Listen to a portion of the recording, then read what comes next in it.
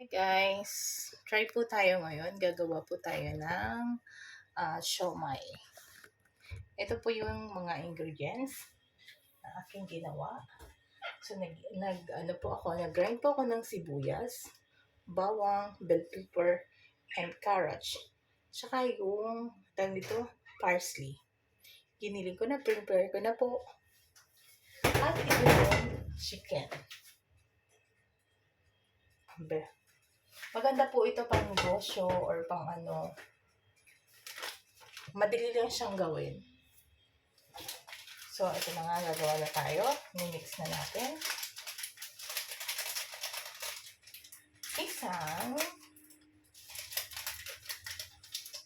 Budburan muna natin ng magic syrup.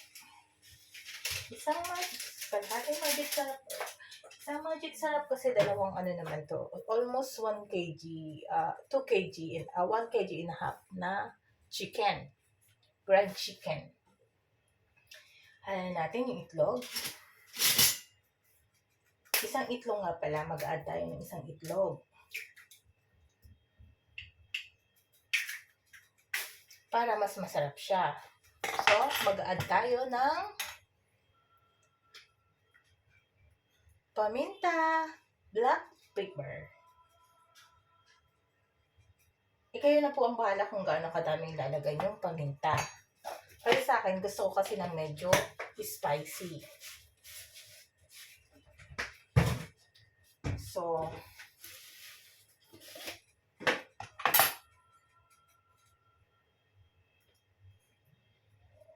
tining salt.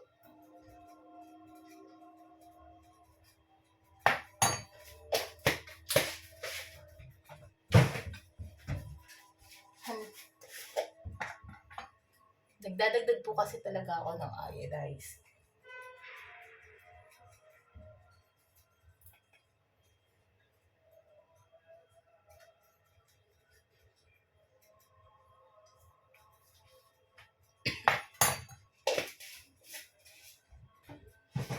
Tsaka, mag-add po tayo ng chili powder.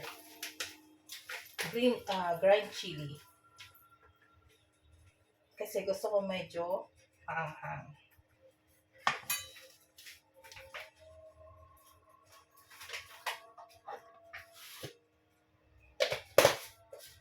Ito naman yung curcum powder. Red curcum powder. Pang ano lang siya, pang kulay lang. Para magkulay lang yung ginagawa. Yung niluluto. Or yung chicken.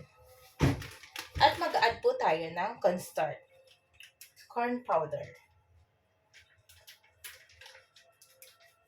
So, yung i-add po natin, mga 1 spoonful po siya. Or 2, because 2 kilo po siya. Ayan, okay na. Ngayon, balik na natin siya. Tapos, imikos-mikos na natin.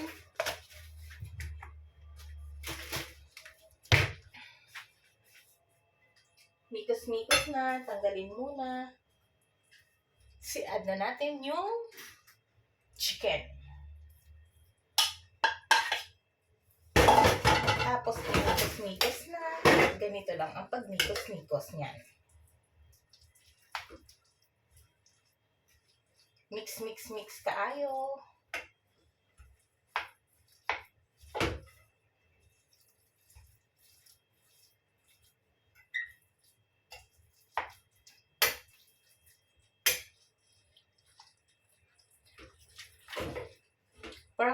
Promise, mas masarap ang homemade kaysa yung mga binibili na ready na. Mas masarap pa rin siya kasi matitimplahan mo siya ng maayos.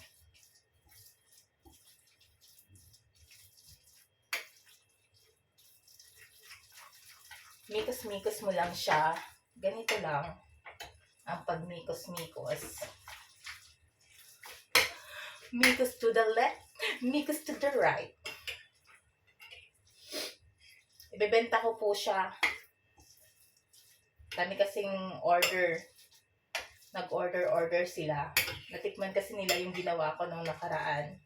So, ngayon po, mag-order na po sila. Nag-order na po sila. Kaya, ako po'y gumagawa ngayon ng pang-business. Tapos po, bibili lang ako ng lumpia wrapper. Para pag nagbalot, yun na. Ay, yung ano pala kanina, hindi ko pala nasabi, yung isa pala kaninang white, parang salt, it's sugar. Nag-a-add ako ng half tablespoon, na small, happy lang siya, na small tablespoon na sugar, para medyo manamis-namis siya. Pero hindi naman garang manamis-namis, pero may lasa lang ng konting ano. Naamoy ko na yan, bango-bango. As in, promise, mabango siya. Imikos-mikos mo lang po na pag ganito, ganyan yan. Mikos-mikos. Para mas mamix po siya maigi. Sa akin kasi, mas masarap siya. Mas masarap yung chicken kaysa beef.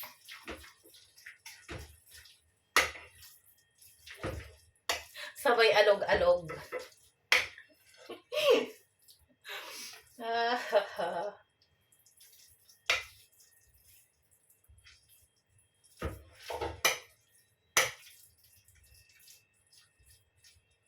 Thank you guys.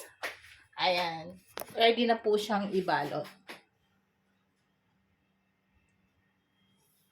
Thank you. Thank you for watching. And please like and comment.